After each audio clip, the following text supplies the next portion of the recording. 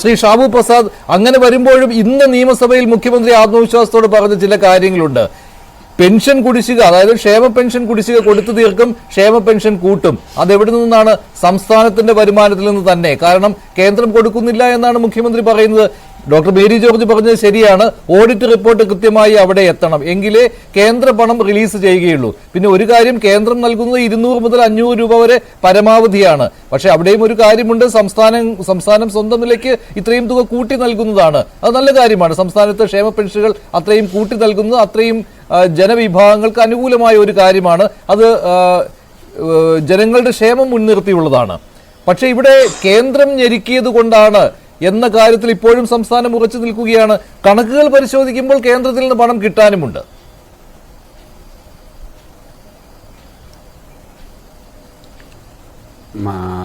മഞ്ജുഷേ, അതിൻ്റെ അകത്ത് വളരെ വ്യക്തമായിട്ട് തന്നെ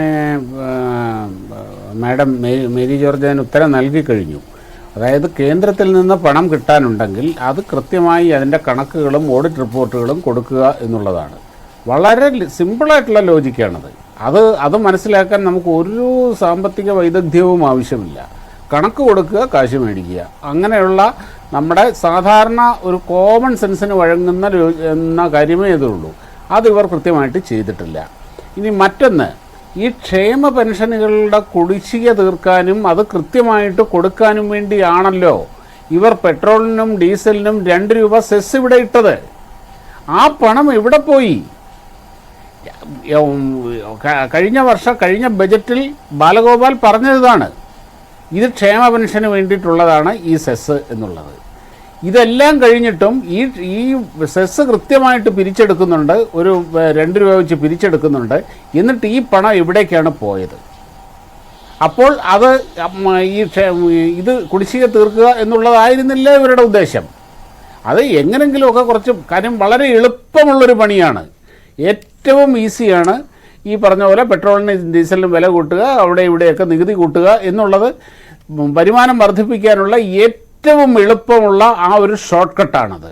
ആ ഷോർട്ട് കട്ടാണ് ഇവർ തിരഞ്ഞെടുത്തത്. എന്നാൽ കൂടുതൽ ഇൻഡസ്ട്രികളെ പ്രോത്സാഹിപ്പിച്ചുകൊണ്ട്, തദ്ദേശ സ്വയംഭരണ സ്ഥാപനങ്ങളുടെ വരുമാനം വർദ്ധിപ്പിച്ചുകൊണ്ട്, ജനങ്ങളുടെ വരുമാനം വർദ്ധിപ്പിച്ചുകൊണ്ട്, വർദ്ധിക്കുന്ന വരുമാനം ജനങ്ങൾ മാർക്കറ്റിൽ ചിലവഴിച്ചുകൊണ്ട് അങ്ങനെ നികുതി വരും, അതൊക്കെ എന്നൊക്കെ പറയുന്ന, അതാണ് ശരിയായ ഒരു ഡെവലപ്മെൻറ്റ് മോഡൽ എന്ന് പറയുന്നത്. പക്ഷേ അതൊക്കെ ചെയ്യണമെന്നുണ്ടെങ്കിൽ കൃത്യമായ കാഴ്ചപ്പാട് വേണം, അതിൻ്റെ പുറകിൽ കൃത്യമായ പ്ലാനിങ് വേണം, കഠിനാധ്വാനം വേണം, ദീർഘകാല ലക്ഷ്യങ്ങൾ വേണം, അതിനനുസരിച്ച് പ്രവർത്തിക്കണം.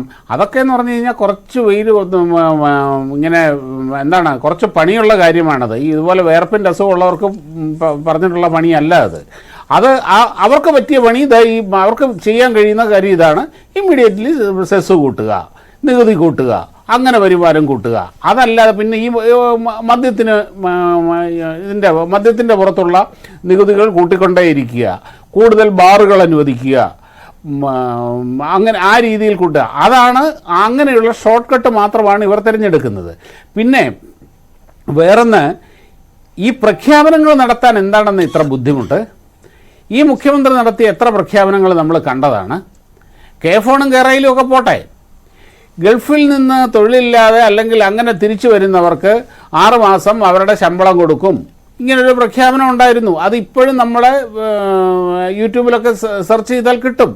ഇതേപോലെയുള്ള പ്രഖ്യാപനം കൊടുക്കാതിരിക്കുക എന്നുള്ള ഉദ്ദേശമാണ് എന്നുണ്ടെങ്കിൽ എന്ത് പ്രഖ്യാപനം വേണേ നടത്തി. ക്ഷേമ പെൻഷനുകളുടെ കാര്യത്തിൽ ഈ 5 മാസത്തെ കുടിശ്ശിക എന്നതിനപ്പുറത്തേക്ക് കഴിഞ്ഞ ദിവസം ഉമ്മൻചാണ്ടി സർക്കാർ അധികാരം വിട്ടൊഴിഞ്ഞ സമയത്തുണ്ടായിരുന്നതിനേക്കാൾ ഇരട്ടിയല്ല, അതിനേക്കാൾ കൂടുതലായി ഇപ്പോൾ സാമൂഹിക സുരക്ഷാ പെൻഷൻ കൂട്ടിയിട്ടുണ്ട്.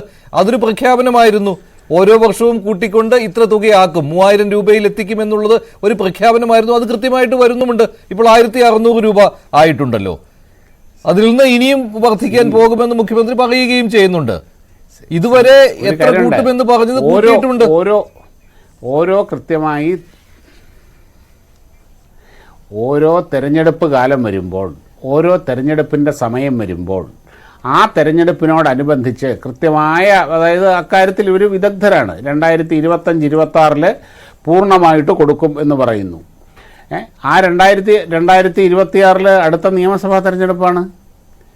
കേരള നിയമസഭയുടെ അടുത്ത തെരഞ്ഞെടുപ്പാണ്.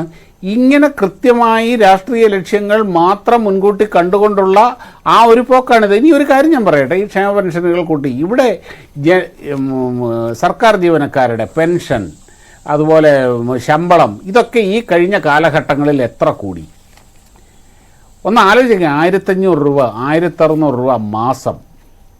ആലോചിച്ച് നോക്കുക. ഇതിൻ്റെ പുറത്താണ് ഇവർ ഈ നക്കാപ്പിച്ച കണക്ക് പറയുന്നത്.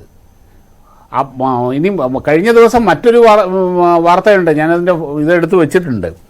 അതായത് ഇവിടെ ഇന്ത്യയിൽ ഏറ്റവും കൂടുതൽ സംസ്ഥാനങ്ങൾ വെച്ച് നോക്കുകയാണെങ്കിൽ ഏറ്റവും അധികം PSC മെമ്പർമാരുള്ളത് കേരളത്തിലാണ്. ഈ 3.5 കോടി ജനങ്ങളുള്ള കേരളത്തിലാണ് 24 കോടി ജനങ്ങളുള്ള UP-യിലേക്കാൾ കൂടുതൽ PSC മെമ്പർമാരും അവരുടെ ഏറ്റവും കൂടിയ ശമ്പളവും ഇവിടെയാണ്. 2 ലക്ഷം രൂപ, 6 വർഷം കാലാവധി. 6 വർഷം കഴിഞ്ഞു കഴിഞ്ഞാൽ മാസം ഏതാണ്ട് ജീവിതകാലം മുഴുവനും 80,000 രൂപയോളം പെൻഷൻ, പരിധിയില്ലാത്ത മെഡിക്കൽ ചെലവുകൾ. ആലോചിച്ച് നോക്കുക. ഇത് ഇമ്മീഡിയറ്റ്ലി നടപ്പാക്കിക്കൊണ്ടിരിക്കുന്ന കാര്യമാണ് ഇവിടെ. ഓരോ കാര്യങ്ങളും നോക്കിക്കോളൂ നിങ്ങൾ.